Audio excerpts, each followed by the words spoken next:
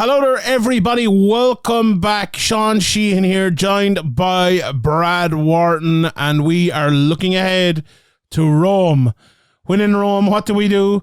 We go to the Colosseum. We take out our shields. We take out our things, and we have a little fight here. And that's exactly what Cage Warriors are going to be doing. That was the terrible start. But anyway, we're going to go with it. I don't know about you personally. I have a couple of Morettis and a big bowl of pasta, but the other guys can do the fighting. We watch the fight and then we talk shit about it. And then let the other.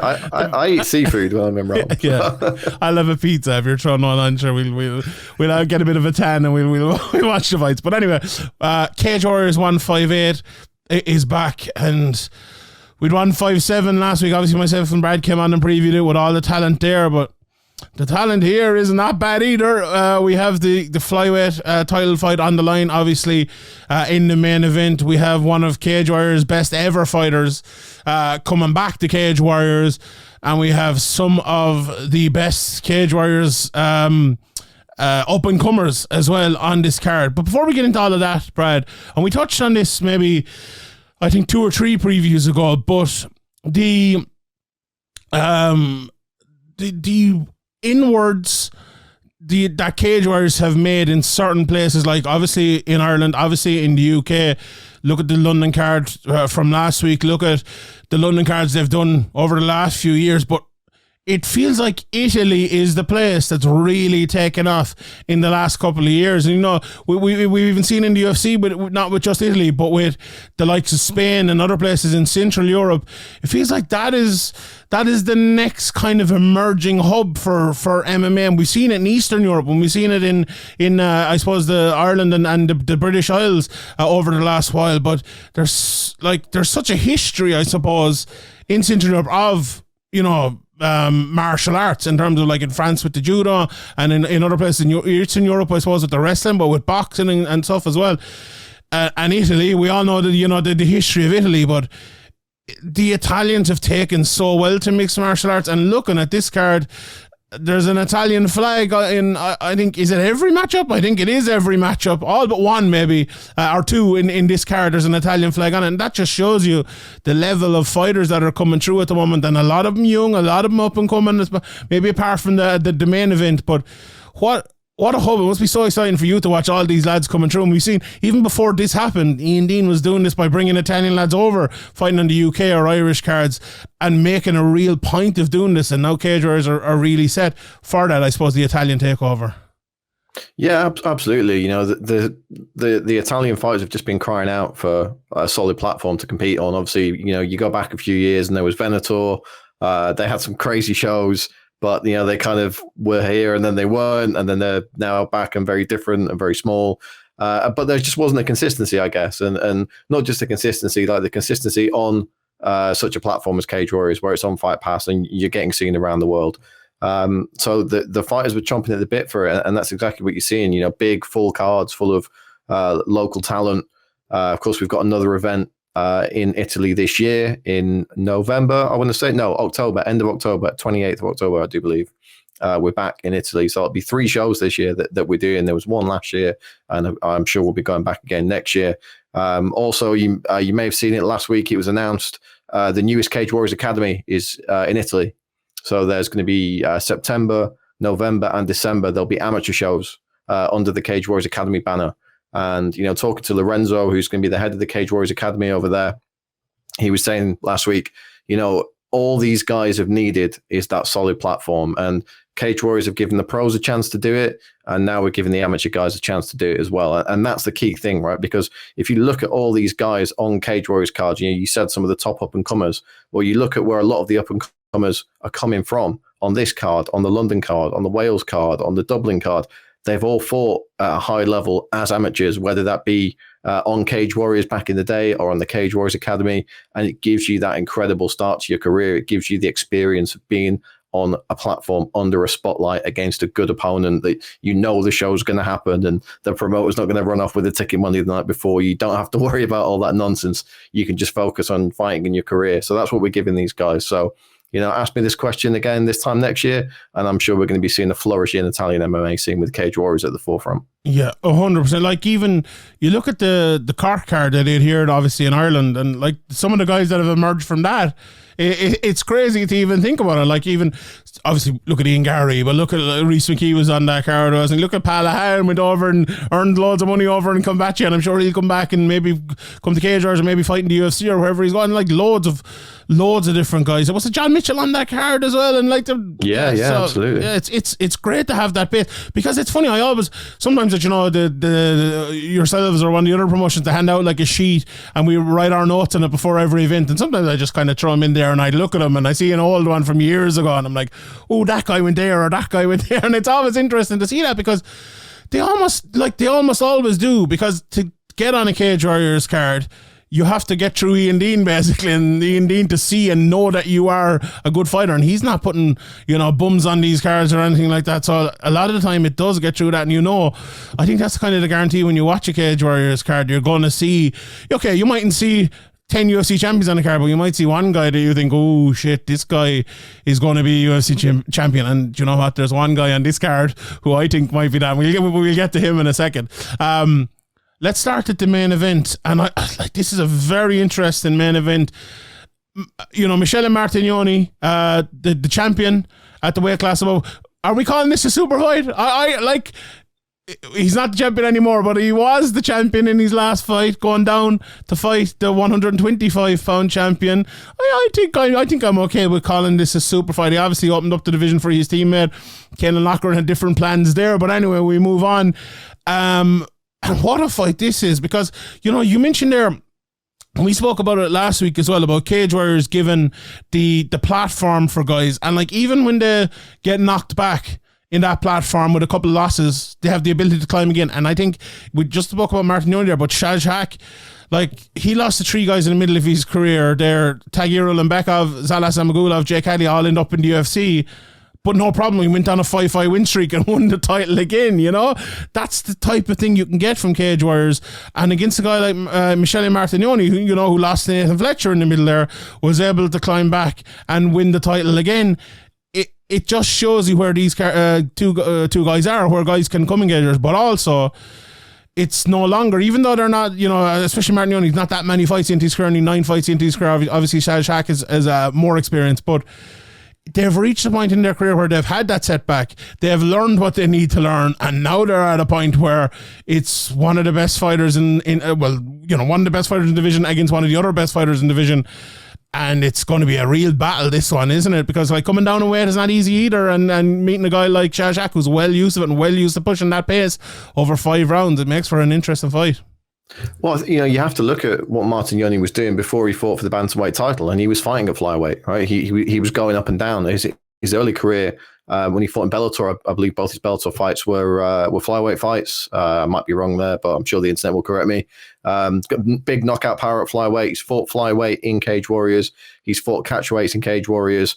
And he went up and won the title in a huge fight against Don Wooding, on which he put an incredible performance on. Withstood some huge blows in the first 2 rounds, looked like he was seconds away from being put out of the fight, and then he goes on to get a unanimous decision victory, the first ever Italian Cage Warriors bantamweight champion. To do it in the first show in Italy in the main event was absolutely huge. And then a very selfless thing, because you talk about a super fight. Martignoni could very well have come into this fight with that bantamweight strap on his shoulder as well. He gave up the belt. He walked away from it so his teammate could have a title shot. You can't really fault the man for doing that. It's an incredibly selfless thing to do in a very selfish sport. So all credit to Martignoni for doing that. But he feels comfortable at flyweight, and he's coming to try and make lightning strike twice. I know his nickname's the Italian Thunder, but it's the lightning striking twice with this one. He wants another Cage Warriors main event. He wants to be the first Italian flyweight champion, and he wants to do it at the expense of another very dangerous guy in Shaj Haque. Shaj has been around for such a long time. I remember, I think it was his Cage Warriors debut against Paul Marin back in the day. He was one of my favorite fighters from 10 years ago in Cage Warriors. And, Shaj was, he was on the receiving end of a wrestling clinic in that fight. but he rebuilt his career. He came back, as you said, lost to Jake Hadley in Cage Warriors. Jake Hadley, obviously, absolute beast in the UFC now, and he rebuilt his career and came back. And to stop Sam Creasy in the way he did, picking himself up off the canvas twice, I believe, in that fight on New Year's Eve, and then stopping a guy like Sam Creasy, who's one of the top flyweights in Europe for many, many years, just speaks to how good Shaj Haque is.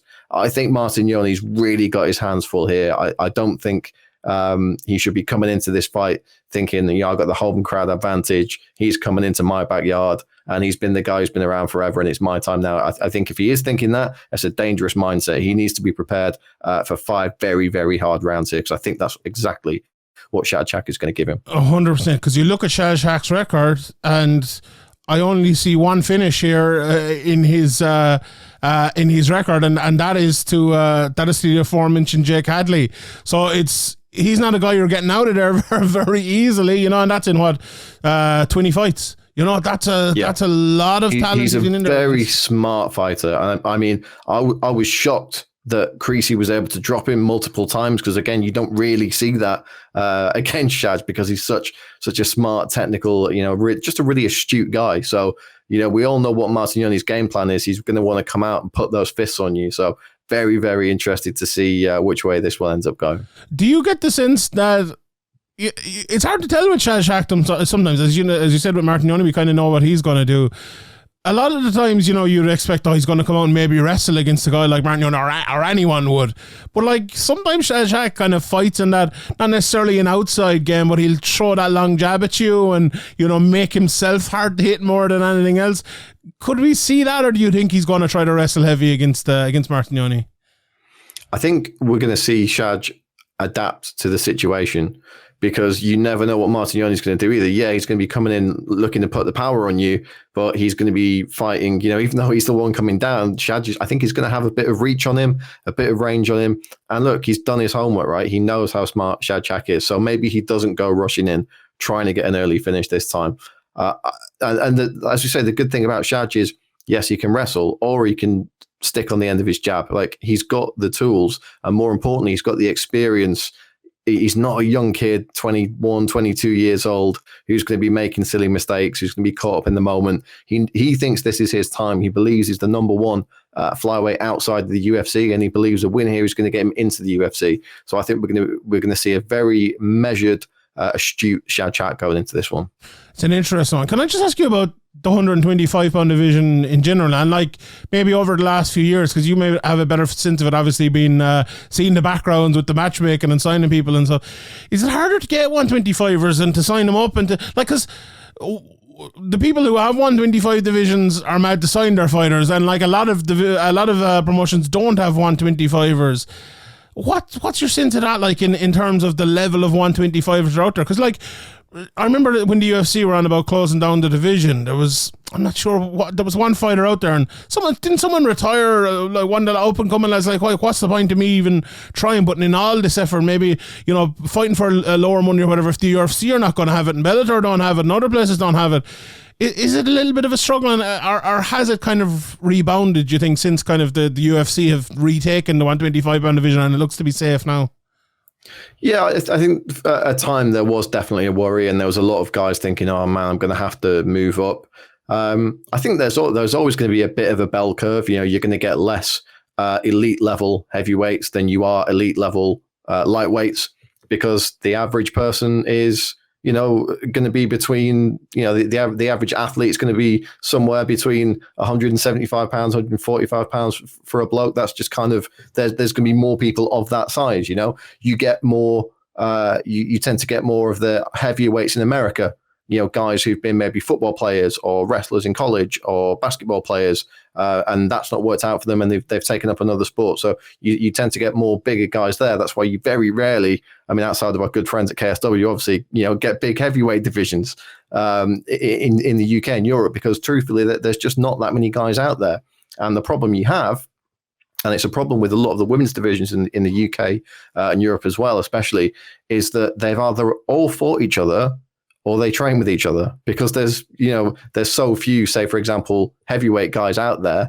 You look at Tom Aspinall's training camp, and he's got half the heavyweights in the UK in it. So if you're a promoter in the UK trying to match these guys, it's not going to happen.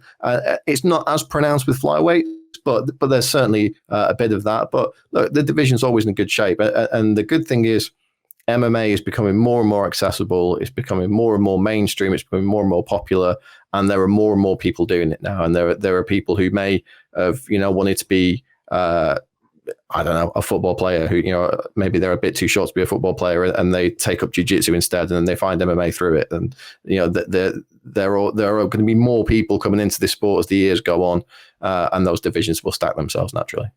100%. Right, we are 15 minutes in and we haven't mentioned Mason Jones yet, so we're going to have to do it now. Let's do it. Obviously, the Welsh card happened a few weeks ago. Everyone wanted Mason Jones on the card. He wanted on it. Obviously, when the Oban Elliott fight fell out, because he's obviously going over to the Contender Series, and we all wish Mason well, or wish Oban well going over there even. But getting an opponent, and I don't blame anyone for not fighting Mason Jones on short notice, but he has an opponent here now, Alexandre Ribeiro, who's an experienced guy who's had lots of fights in lots of different places. But I suppose Mason Jones is the story here, because he was such an amazing fighter in Cage Warriors. Like, that mad fight against Joe McColgan, like mad in a number of different ways for the time it was on. It was literally when the whole rest of the world was closed down. It was the only sporting event on planet Earth, I think, at that time.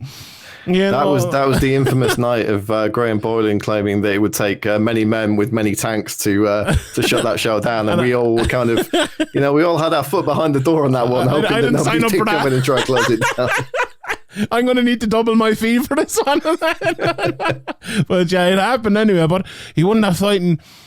Of course, they weren't supposed to fight each other. They had different opponents. That fight was made. Yeah, that fight was made on the week. Absolutely wild. And then, of course, I was completely shocked. It came completely out of left field when I found out he was fighting Adam Proctor, who's the number one guy. What a fight that was as well. All I remember is blood and guts in that one. It's insane. I've said this before and I'll say it again. It's legitimately, for me, one of the most incredible performances I've ever bore witness to in Cage Warriors. Seeing it, like sitting and seeing that play out in front of me, is one of the maddest things that I've ever had the privilege of being involved with. The power they were hitting each other with was just insane. The size difference was wild, and seeing Mason take those shots and still come forward and be able to hurt a guy like Proctor, who, let's not forget, was really, really good, top level guy, maybe a fight or two away from the UFC himself. Absolutely nuts. Fair play to both of them for taking that fight. And Mason, he'll go down in history as one of the greatest Cage Warriors champions of all time. 100%. But then he got to the UFC, and I don't know what it was like in the UFC with Mason. Obviously, like, he had 4 fights in the UFC. Ended up losing 2 of them. Another was a no contest with an eye poke, and then he beat David Onama, who is, look at him now, he's doing great things. He's a very, very good fighter. I was surprised when he left the UFC. I don't know, but by the statement that kind of Mason released at the time, was he did he want to leave the UFC to get a few fights? It felt like that way, or was he released? I'm not sure, but it felt a bit odd that he would be released after one loss, after beating David Onama in the fight before. But you never know with the UFC these days. But anyway, I think Mason Jones. We spoke last week about Will Curry and 24 years of age. Mason Jones is only 27, 28 years of age. Still very young, and I feel like he is going to do exactly what Rhys McKee has done. Right, go in and win your 3 or 4 fights and get back to the UFC.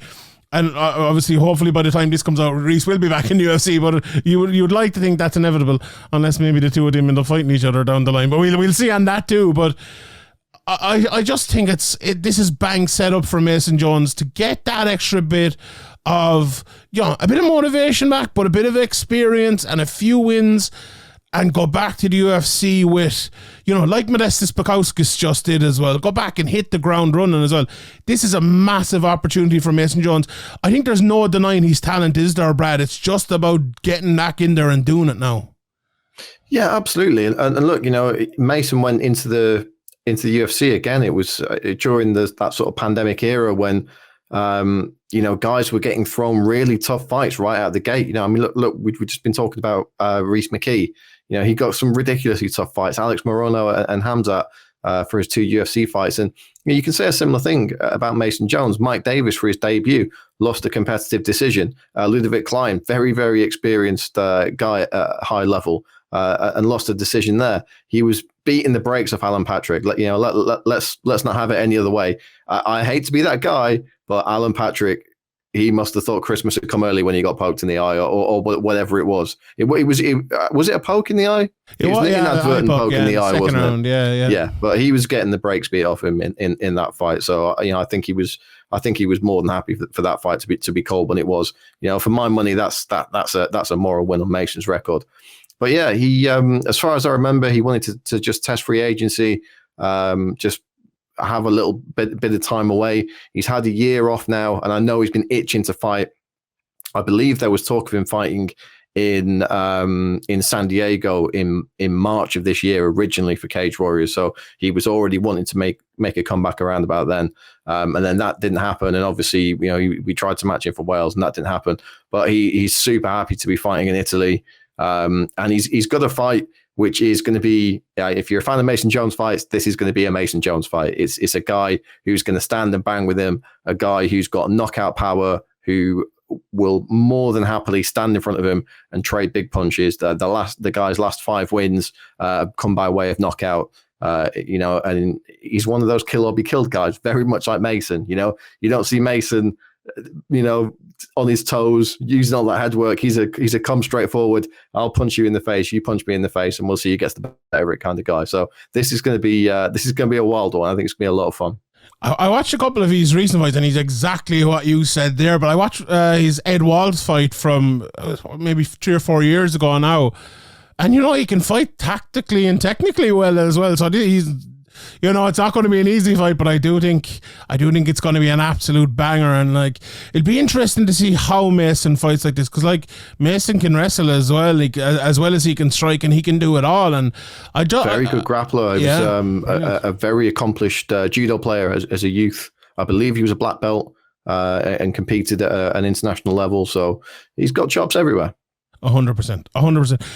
I think we'll be talking about Mason Jones a lot over the next year anyway, maybe before he gets back into the UFC, but there'll be plenty of time to do that.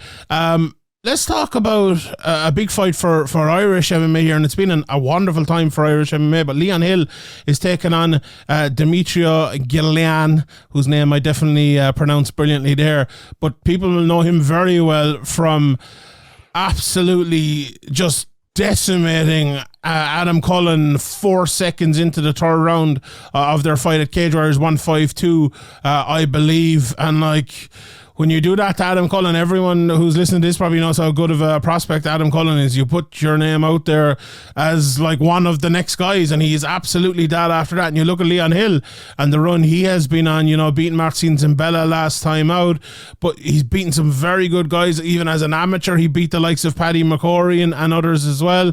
On the way up, he's won his last 5 fights in a row now after giving up his debut I believe on short notice against Joshua Anwardi. And they call him the professional over in Team KF, and we spoke obviously about James Webb and all last week, and about all the lads coming through at Team KF, and Leon Hill is one of the guys. I almost called him Leon Edwards. Leon Hill is one of the guys leading the way, but this is one of those fights that Ian Dean puts on, and it's one of these guys is going to win and is going to be going to that next level, and the other guy is going to have to drag their way back.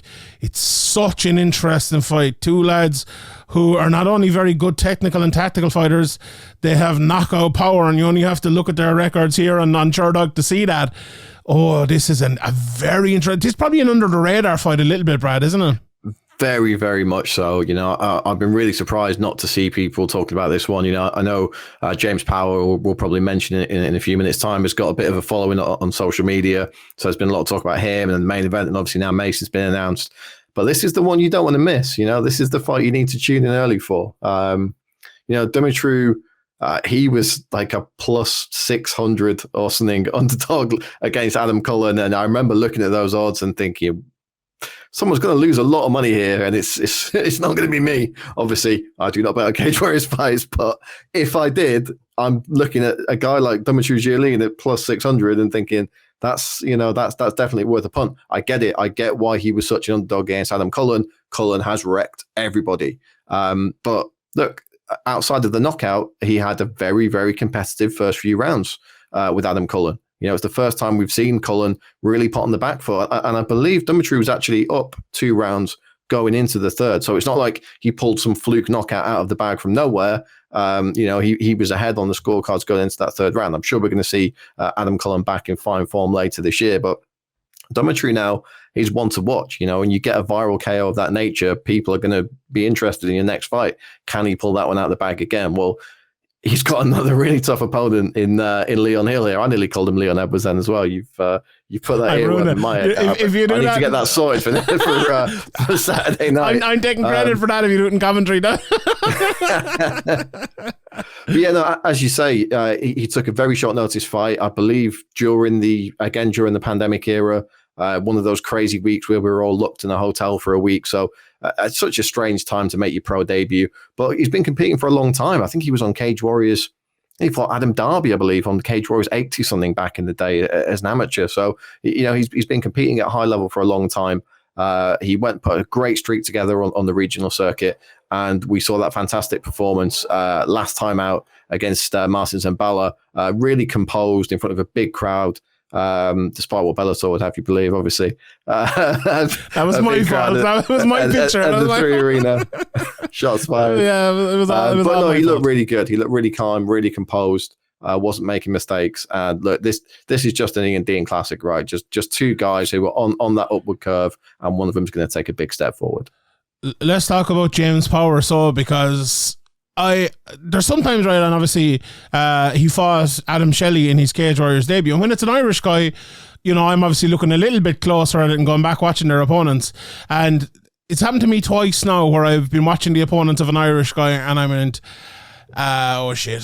The other one was Will Fleury when he fought Norbert Lavigne Jr. I watch him his fights and I'm like, sorry Will, you're not going to be winning this one, I'm afraid. And I actually spoke to Will about that recently and he kind of said the same thing, but it was the same for Adam Shelley when I watched this. I'm looking at James Power, I'm thinking, Adam Shelley is very talented and a very good fighter and he can knock anyone. And look at what he did in his last fight after that. But you go in there with James Power, and then I saw James Power's next fight and he's fighting Lucas Capera, and I was like, all right, I'm not the only one who sees this. Ian Dean sees it too and everyone else sees it. But you described Michael Pagani to me before we started recording as the Italian James Power, so that immediately has got me going like, oh, this could be an interesting one. But I like I mentioned earlier, there's a guy in this I think could be a UFC champion down the line, and James Power is that guy. I think he's that good. I think he's an unbelievable prospect, but he's undefeated as a pro and amateur and undefeated as a pro as well as his opponent, who's fought guys with good records. Fought David Mora last time out in Venator, as you mentioned earlier, has beaten Joshua Anwardi, who's been a very good fighter on the scene for a good few years now as well. So he's absolutely no mug, and you only have to look at his methods of victory: spinning kick and ground and pound, flying knee, KOs, punches all over the place. This is a fight that anyone who's a fan of prospects should be tuning in for. I am unbelievably excited about this one. Yeah, Pagani's a savage. He, like you say, I always say to people, don't look at people's Sherdog records. Don't just look at the text. Go and watch the fights. But you can get a pretty good idea from looking at this guy's record what he's all about, right? And that's crazy finishes. And then you look at James Power, dude's an absolute savage as well. Like he's, like you say, sometimes you see a guy early on in their career, and there's just something about them where you think, yeah, like they've got that potential. And it might not be that they're like incredibly outstanding in one specific area, or they're like super charismatic or something, but they've just got a bit of everything. They've got a bit of the look, they've got a bit of the physique, they've got clearly the skill to do what they're doing in the cage, and they just look like they could be dangerous. And I think for me, when you go back to obviously, the Shelley fight, I had Adam Shelley as the favorite going into that fight. James Power, as good as he is, hadn't been tested to that point. Adam Shelley was his first test, and obviously he passed it. But for me, you've got to look at that Lucas Capera fight, because Capera is the test, right? He's the hard-nosed, like, you need to be good to get this guy out of there. He didn't make it easy on him either, did he, Capera? He fought well. Absolutely. But I guess my point is, to make Capera sit on his stool at the end of that second round and say, nah, you know you're in with a savage, 100%. and that's exactly what James Power is. You know, it's no surprise to me that with just 2 Cage Warriors fights under his belt, he's one of the guys, like, when we put a post up on social media, that post's getting retweeted, that post is getting comments. People are fans of this guy, and I think after this fight we see on Saturday night, I think he's going to have a few more on that list. I think it's all down to me. I was championing James Power before. I'm taking credit for James Power. I don't care. I'm taking it. Well, Power's a good Irish name, isn't it? It is. My next door neighbour is called James Power. So there you go. I'm probably giving away where I'm from now. Anyway, we're low on time here, Brad, but there's some very good talent on the rest of this card. Anything stand out to you? The Zakaria versus Sylvester Miller fight, that's a very interesting fight. I know that there's a couple of the good up-and-comers, like lads with only, making their debuts or with only 1 or 2 fights, and it's always interesting to tune in and see who's going to win. I know Dario Belandi is on this card as well. I think that people need to tune in for here, Brad, on the undercard that people might not know about 100%. Well, we're hoping to have a Michele Desegni fight on the card as well. She's always good value. Naglis Kaniskauskas, who's a guy up and comer in the middleweight division, got a fantastic triangle choke against Michael Charmu last time out, who's a terrifying striker. So he looks to be on the up in the middleweight division. And as you say, he's taken on Dario Belandi, who's one of the Italian guys who looks like he's going to be really worth keeping an eye on in the coming years. And then you've got Sam Kelly as well, taking on Gianluca Scottoli. Sam Kelly recently, I believe at the time, he tied the fastest knockout in Cage Warriors history at 11 seconds. That was beaten in Wales at 10 seconds. Week, yeah. But yeah, Sam's an absolute savage, a great finisher. We saw him choke out Jack Eglin before that. So yeah, he's fighting an Italian guy who's been fighting for a long time, but he actually had 9 years off from around 2012 to 2021, I believe. He had a comeback fight, shall we say, after that to get himself back on the right track. But he's since beaten 2 really, really good guys. So he's clearly got a lot of life in him. He's got a lot to offer, and it's going to be a big test for Kelly against a more experienced guy. So I'm really looking forward to that one. 100%. It's a very, very good card, and on a great time for Cage Warriors. We know all the events obviously coming up for the rest of the year, and I love that. I love looking ahead to see what we have, and with this card, and I might set up a few of the fights later on for the other Rome card down the line. So a lot to look forward to and a lot to watch here. Brad, thank you very much for joining me. Thank you to everybody who has tuned in today to watch. From me, Sean, from Brad, thank you very much, and we'll see you all next time.